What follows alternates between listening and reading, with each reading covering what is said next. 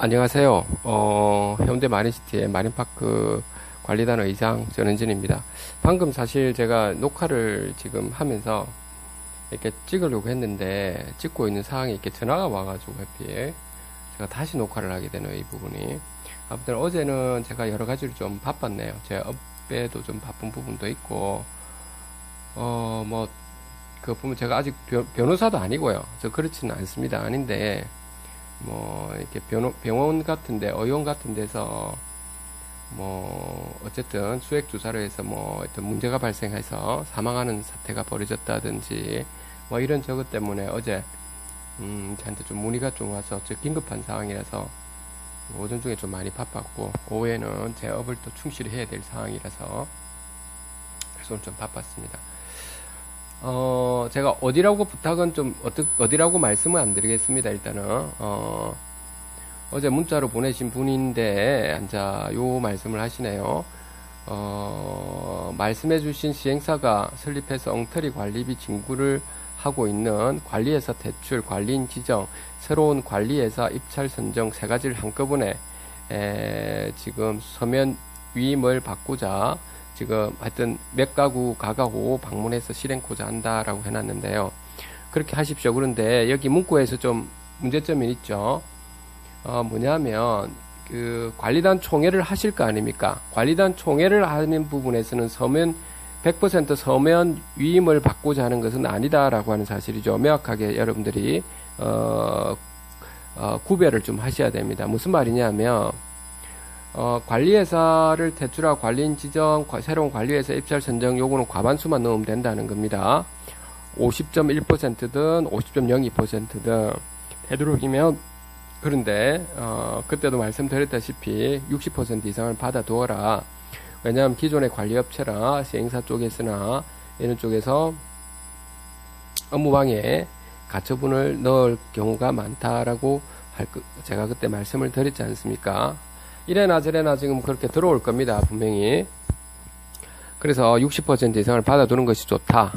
이거 한두 건이 절차상에 오류가 있었던데 사인하는 부분에 오류가 있었다면 그 부분에서 빼더라도 그래도 충분히 50%가 50점 몇 퍼센트 초과니까 50% 초과가 되면 무조건 여러분들이 승소를 한다라고 그때 말씀을 드렸죠. 관리단 총회를 하기 때문에 여러분들 과반만 넘으면 되는 거, 50% 초과만 되는 거고요. 서면 위임을 잘못 여기서 아마 다른 여기 계신 분이, 다른 한 분이 좀 알고 계신데, 서면 위임이라고 하는 부분은 아예 관리단 총회를 안 하고 있잖아요. 서면으로 전부 다 받겠다라고 하는 겁니다. 그런 경우는 여러분들 80% 이상 받는 건 맞아요. 여러분들. 자, 그런데, 웬만하면 여러분 관리단 총회를 하시는 것이 맞고요. 그래서 관리단 총회를 하기 위해서는 구분 소유자의 5분의 1 이상 위임을 받아가지고 들어가는 거는, 요 부분은 알고 있을 겁니다. 그렇죠? 그래서, 그렇게 여러분들이 진행을 해주시면 됩니다. 아시겠죠? 문 좀 닫아. 자, 그렇게 해주면 되고, 또 하나는 뭐냐면, 여러분들 중에서, 여기서 지금 또 말씀하실 때, 그러면은, 여기 사항은, 구체적인 사항은 제가 정확하게는 지금 모르겠지만은, 이런 부분도 있네요, 보니까. 관리인만 지정하자라고 하는 부분이 있는데, 물론 관리인만 지정해도 됩니다. 관리인 지정해서, 관리인이 나중에 관리회사를, 대출을 시키고, 관리회사 입찰 선정을 하는 부분을 하셔도 돼요. 근데 그 관리인께서 이제 그런 부분에 대해서 정확하게 진행을 하신다면 괜찮은데, 관리인이 지정되고 난 다음에 기존의 관리 업체를 묻어갈 수도 있죠. 들고 갈 수도 있는 부분이 있기 때문에 이 부분은 좀 염두에 두셔야 됩니다. 왜냐하면, 자, 우리 생각해 봅시다. 자, 여러분들 시나리오를 한번 짜보세요. 관리인만 선정을 했다 합시다. 관리인만 과반수 초과해서 관리인 선정됐어요. 관리인 선정됐다. 그러면 저쪽 편에서 뭐가 들어온다고 했습니까? 업무방해 금지 가처분이라든지 이런 부분, 업무방해 가처분 이런 게 들어온다고 했죠. 그러면 일단은 승리했다고 합시다. 그럼 승리를 했어요. 그 다음에 그러면 그 관리 업체한테 이야기를 하겠죠. 그 업무 인수인계라고 할 겁니다. 그러면 그 관리회사가 어떻게 이야기하겠습니까, 여러분들? 물론 뭐 업무 인수인계를 하는 경우도 있겠지만 대부분이 안 할 겁니다. 업무 인수인계를 첫째는 다 파쇄시킬 겁니다. 그렇지 않을까요? 한번 그때 가보세요, 여러분들. 네, 가보시면은 자, 아무튼 그래 될 것 같고 뭐 단정을 할 수는 없습니다.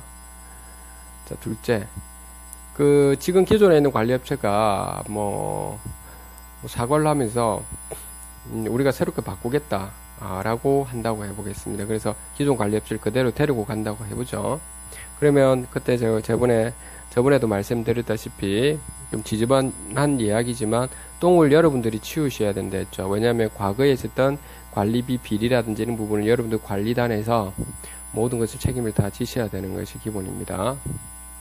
다시 말하면 입주민들, 구분 소유자분들 다 모든 책임이 다 주어지는 겁니다. 그 책임은 누가 지셔야 되냐면 주동하신 추진위원회 관리인께서 다 지셔야 됩니다. 그거 명심하셔야 됩니다. 둘째입니다. 그것이 뻔한 사실입니다. 그 부분은 그렇기 때문에 여러분들 그 관리회사가 여러분들 관리인이 지정되었다라고 했을 때 관리인께서 이렇게 정말 이렇게 되차가지고 자기 몸 한 몸뚱이를 불사하면서 있죠. 모든 일을 다른 걸 하시면 그거에만 집중하셔가지고 다 하셔가지고 해도 될까 말까 하는 상황이 벌어질 겁니다. 고소도 일어나고 분명히 저는 관리인이 아니다부터 해서 그렇게까지 할 필요가 있을까요, 여러분들? 잘 생각해 보세요. 그래서 개인적인 판단은 관리인만 지정을 해가지고 들어갔을 때는 관리인이 여러분들 집합건물 소유 및 관리에 관련 법률 그 시행령에 보시면 관리인이 관리업체를 선정하고 이런 부분이 있어요. 있긴 한데 그 절차가 상당히 이제 실제 일어날 때 까다로울 수 있다라고 하는 까다로울 수 있다는 거 실질적으로. 왜냐하면 기존의 관리업체가 시행사하고 이렇게 본인들이 이렇게 지금 진행을 해가면서 어떤 일이 벌어지는 걸 알 겁니다. 기존 관리업체하고 어떤 뭐 당사자끼리 계약이니까 무슨 문제가 발생했겠죠. 저끼리 뭘 했겠죠. 계약을. 그걸 계약을 하면서 이제 일어나 우리는 볼 수는 없지만 다만 기브 앤 테이크를 뭐가 받았을 겁니다. 그러면 여러분이 관리업체라고 생각해요. 관리업체도 여기 와서 그 건물에 와서 뭘 수익을 내려고 왔을 거 아닙니까? 그럼 인건비라든지 뭐 각종 용역 계약을 하면 자기들 돈이 나간 것도 있었을 거 아닙니까? 그래서 그런 부분에 대해서 그러면 결국에 시행사한테 받아낸 다음 못 받아낼 수도 있다고요, 거의. 그럼 누구한테 받아낼 겁니까? 입점주분들이나 소유주한테 받아낼 거 아닙니까? 지금까지 관리비 자기들이 책정해가지고 배포를 해왔기 때문에. 그리고 과거에 자기들이 돈 받을 것이 있다고 해가지고 너 나가라고 했는데 나가겠습니까? 이 돈 다 내놔라. 이런 분이 돈 다 있기 때문에 돈 내놔라. 이렇게 할 겁니다. 그러면 여러분들 이 방송을 들어보는 분들은 이렇게 이야기하겠죠. 그거는 너 시행사하고 너 계약한 거 아니냐. 우리하고 관련 없다. 물론 그렇게 할 수 있죠. 그런데 자기는 돈 못 받는다. 뭐 시행사든 관리단이든 어쨌든 이래저래나 나는 돈을 받아야 된다. 그러니까 점유권을 행사한다는 거. 다시 말해 유치권 행사한다는 거죠. 이거 어떻게 하시려고요, 여러분들? 그거 감당하셔야 됩니다, 그거.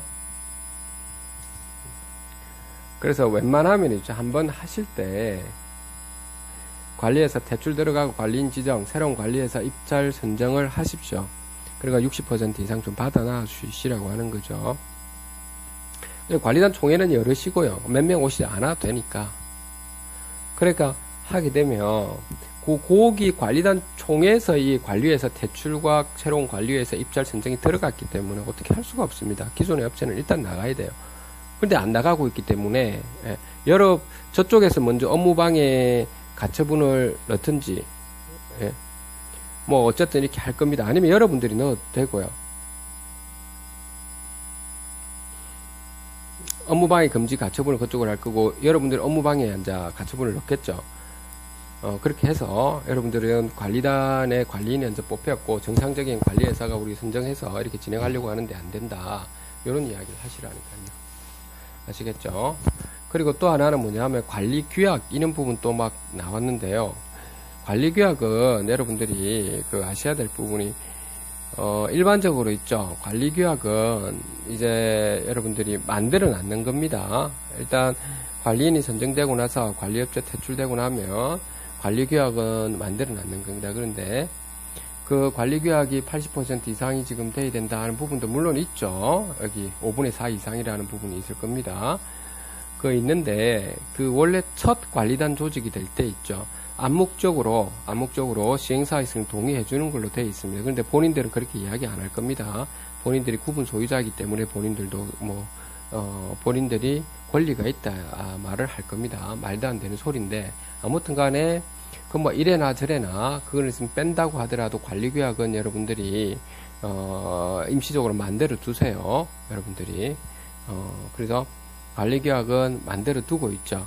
그 관리규약상에 이제 뭐 문제점이 있다라고 하는 부분이 있으면 표준 관리규약을 나중에 들어가면 되니까 임시적으로 일단은 관리규약은 만들어 두시라니까요. 그 관리해 두시고 그렇게 해서 여러분들 관리를 하셔야 되니까 그런 겁니다. 여러분들 그렇게 차후에 여러분들이 관리를 제대로 하고 하자 보수 이런 부분을 다 끝나고 난 다음에 여러분들 한 1년이나 정도 지나고 난 다음에 관리단 총회를 열어서 그때 가서 관리 규약을 통과시키는 방법을 관리를 또 통과시키면 되겠습니다. 뭐 물론 필요한 것들도 여러분들의 그 상가 오피스텔에 맞는 또 부분이 좀 들어가시면 되겠죠. 그래서 관리규약은 여러분들이 기본적으로 좀 만들어 두셔라는 겁니다. 표준 관리규약만 달랑 들어가시지는 마시고요. 아시겠죠? 왜냐하면 그쪽에서 그러면 그 의장님 만약에 그 표준 관리규약이기 때문에 이 규약이 5분의 4 이상 통과가 안 되기 때문에 그러면 임시적 관리 규약이잖아요. 그렇게 하셔도 돼요. 그 건물 관리를 하는데 뭘 거기 문제입니까? 그거 가지고 이 관리 규약이 잘못됐다고 소송을 걸어봤자 그 무슨 소송의 실익이 있습니까? 그거에 아무것도 없습니다, 여러분들. 안 그럴까요? 어떤 실익이 있습니까? 관리위원회를 뽑는다 안 뽑는다 하는 부분이 그 관리위원회의 그 관리 규약에 이게 명시되어 있어야만이 관리위원회를 뽑는다 안 뽑는다 하는 부분이 있긴 한데 그게 뭐가 중요한 건가요? 거기시 그게 중요한 사항은 아니기 때문에 여러분들 나름대로 틀을 만들어 놨도록 하고요. 구체적인 그러니까 틀이라는 건 별로 없죠. 여러분들 오피스텔과 상가에 딱 맞는 거를 좀 넣어 두시고 그리고 그 외의 것은 표준 관리 규약을 좀 다룬다라고 해두시면 될 겁니다. 그렇죠. 그 정도면 될 거라고 봅니다. 그 외에는 여러분들이 별 그것이 없습니다. 제가 볼 때는. 그래서 그때도 다시 말씀드렸다시피, 아까처럼 관리회사 퇴출, 관리인 지정, 새로운 관리회사 입찰 선정, 이렇게 하시면 좋은 방법인 거고요. 이렇게 하시면 되고, 그리고 또 하나는 뭐냐면, 표준 관리 규약으로 우선 가야 된다. 이런 논리는, 틀린 부분은 아닌데, 굳이 이 표준 관리 규약이 중요한 건 아니다. 실익 차원에서 보셔야 된다. 소송에서도 실익이 중요한 사항인데, 무슨 여기 실익이 있느냐라고 하는 겁니다. 여러분들 어쨌든 관리인이 관리를 하셔야 되는 부분이기 때문에, 크게 중요한 사항이 아니고, 그걸 가지고 소송을 걸고 이렇게 넘어지는 사항이 있다 하더라도, 중요한 사항은 아니다라고 하는 겁니다. 왜냐하면 만약에 본인이 규약상에 뭐가 문제점이 있다. 그럼 표준 관리 규약으로는 관리를 하면 되는 사항이니까요. 뭐가 문제가 되는 겁니까? 건물 관리 보존이 중요한 거고 하자 보수가 중요한 거지. 안 그렇습니까? 그럼 왜 그러면 미리 만들어놔가 나중에 뭘 들어가는 거죠? 아시지 않습니까? 고유 번호증 지금 국세청에 만들어서 여러분들이 관리하셔야 되기 때문에 그래서 관리규약은 미리 만들어 두셔라 라고 하는 겁니다. 표준 관리규약을 하든 여러분들 나름대로 이렇게 미리 만들어서 하든 이제 여러분들이 미리 특화시켜서 좀 만들어 두는 것이 좋다. 크게 중요한 사항은 아니다 라고 하는 부분을 꼭 좀 알아두시면 좋겠다라고 하는 겁니다.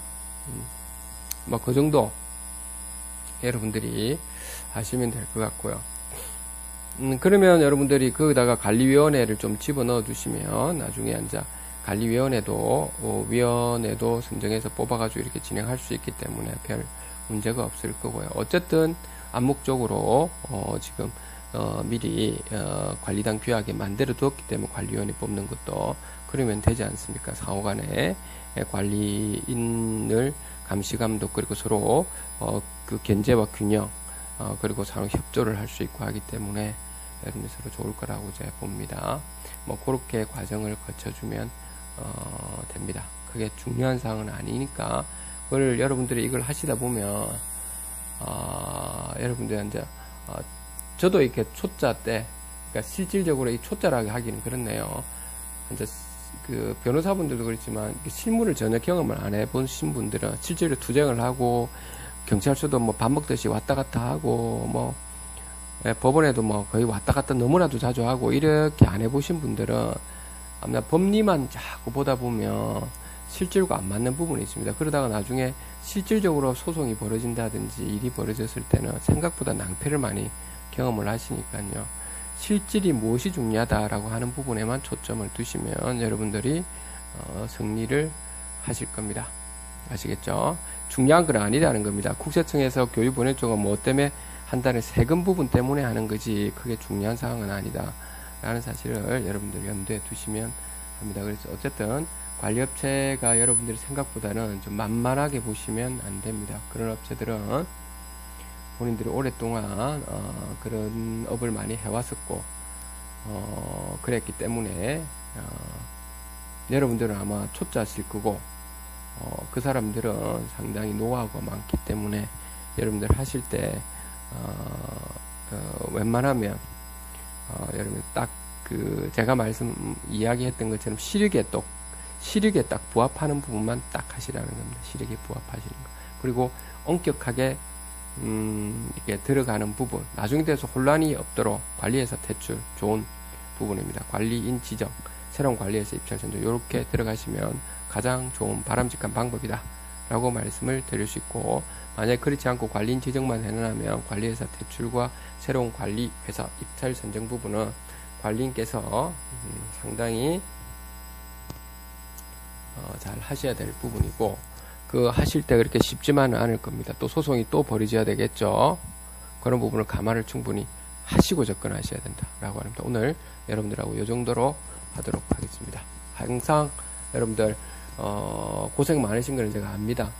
저희는 우리 직접 많이 겪었기 때문에 제가 이런 말씀을 드리기는 그렇지만 저 개인 사비도 많이 들어갔습니다. 몇천만 원 들어갔고 물론 나중에 다 받았지만은 아무튼 시간도 많이 걸리고요. 여러모로 고생이 많으신 거는 제가 충분히 이해가 되는데 어쩌겠습니까? 그렇죠? 누군가는 희생을 하셔야 되는 부분이고 그 소유자밖에 더 있겠습니까? 희생을 하실 분들이 뭐 관리업체나 거기 있는 직원들이 희생하겠습니까? 그 절대 안 그러죠. 본인들은 그냥 직원일 뿐이고 본인들은 잘 모릅니다. 그 상황은 월급 타고 있는 부분이 여러분들이 희생을 끝나고 나서도 별로 얻는 것이 별로 없어요. 재산권이라든지 미래 가치가 좀 올라가겠죠. 전체적으로 뭐 그 정도입니다. 여러분들 시간 대비해 가지고 그런데 인생에서 많이 도움이 저는 뭐 아직 그렇게 나이가 많지는 않지만 인생에서 많이 도움이 되더라고요. 그런 부분이 좀 있었습니다. 오늘 여러분들 여기까지 하도록 하겠습니다. 감사합니다.